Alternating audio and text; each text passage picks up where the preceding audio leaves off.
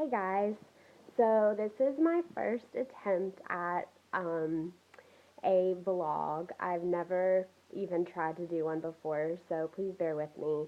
Um, I have tried to do a blog in the past about living with cystic fibrosis, and it didn't really get anywhere. I had trouble, writing every day or whenever I felt like I had something to say about it. So I thought that just recording myself talking would be easier for me, and I think it's more personable.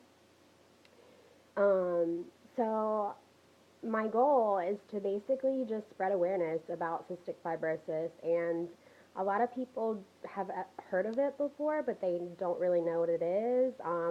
I've gotten, like, I'll tell people I have it, and they're like, oh, that's a muscle disease, right? And I'm just like, no, not at all. Um, so the best definition that I've found, it's a little confusing, but it just is like, it really hits on everything, is actually the Merriam-Webster's definition of it. So they define it as a hereditary disease prevalent especially in Caucasian populations that appears usually in early childhood, is inherited as an autosomal recessive monogenic trait, lots of information right there, involves functional disorder of the exocrine glands and is marked especially by faulty digestion due to a deficiency of the pancreatic enzymes, by difficulty in breathing due to mucus accumulation in airways, and by excessive loss of salt in the sweat. So that's just a mouthful, but in layman's terms, it's a genetic disease that um, affects my body in multiple ways. When thick mucus clogs my lungs, infections develop, which are treated by antibiotics. I have to take enzymes before every meal so my food digests properly and I can absorb the nutrients and fats. And my body also excretes too much salt, so whenever I sweat, my skin gets extra salty. The list of weird things that go on in my body is way too long to really talk about, but I'm sure I'll have other videos and touch on other things.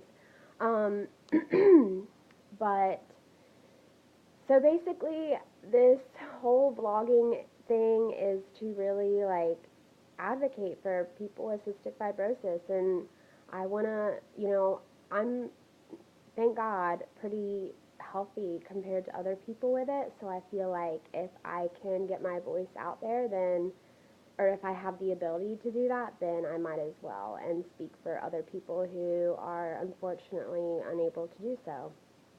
So this is kind of my tribute to them. Um, I got diagnosed when I was 7 months old. Um, my mom just noticed that I wasn't gaining any weight. I was really fussy. I um, had a terrible cough. I was just like a miserable little baby. So she took me to the doctor, and um, they gave me a sweat test, which is how they diagnosed cystic fibrosis, and it came out positive. So my family, like my mom had no idea really what the disease was. So whenever my family was notified that I had this chronic illness, I mean, they were devastated. My whole family, like, they didn't know how to take it. It was very overwhelming for everyone. Um, since it is a genetic disease, both parents have to carry the gene in order for a child to get it. So, unfortunately, we don't really know a lot of my mother's family history, so we don't know who all had it on her side. But on my father's side, he had a couple cousins that were diagnosed with it, and this was back in like the 50s, 60s.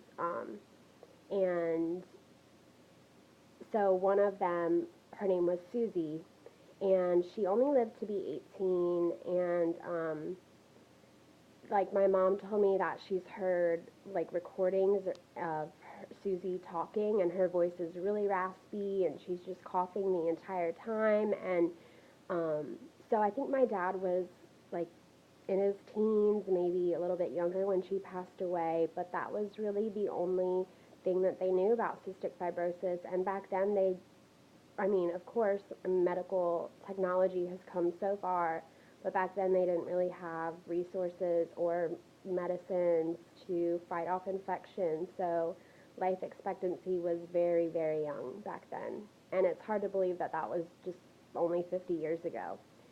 Um, so whenever I was born, I think life expectancy back then was like 20, 20 couple. So my parents were obviously devastated, or my entire family was devastated. And so my mom really just educated herself, and she went back to school when I was 4 years old to become a respiratory therapist. And she just really, I mean, I'm proud of her just because she wanted to raise me the right way, make sure that I was the healthiest that I could be, and she really did a good job of that.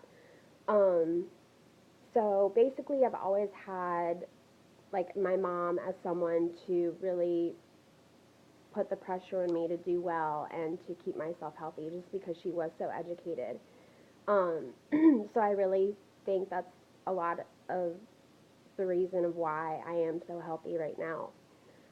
Just because I know a lot of other people with cystic fibrosis and how they were raised, and not saying that they're raised, not that I'm not trying to generalize other people, but a lot of parents raise their child who, any chronic illness basically, they kind of raise them as, you know, you can go do whatever you want, you know, your life expectancy is shorter than other people's, so they aren't really like, I don't know how to say it, oh my gosh. Basically, they just live not recklessly, but they just don't have the right attitude almost. And a lot of people, like I've heard of other people having cystic fibrosis that really just like stay inside, and they don't want to go to school, they don't want to like work, and that makes you sicker. So they don't live as long. So you really gotta just live like you're normal. Even though sometimes it's hard to get out of bed just because you're so sick, like you just have to do it. And my goal is to empower people with cystic fibrosis. Like I read this thing the other day, and I posted it on Facebook, but only 28% of people with cystic fibrosis go to college. And that is ridiculous to me. Like, I'm not trying to speak negatively about others, but that's insane. And only 5% of people with cystic fibrosis have a master's degree. So I feel like a minority because I am in college and I do plan on getting my master's degree at some point. Um, but I just feel like after I read that, I was just like, holy crap, like I could really do something and I have the power to do it. So this is it. um, so throughout this vlog, I'm just gonna um, talk about like very personal things and really, you know, give an insight to what my life is like and what my life has been like, just because a lot of people really don't know. And I sound pretty redundant right now, but um, I go through a lot. So I think it's just a good idea to get my story out there, and that's what this is for. So stay tuned because I plan on really like doing this and getting um, my voice heard, and I'm excited. So thanks.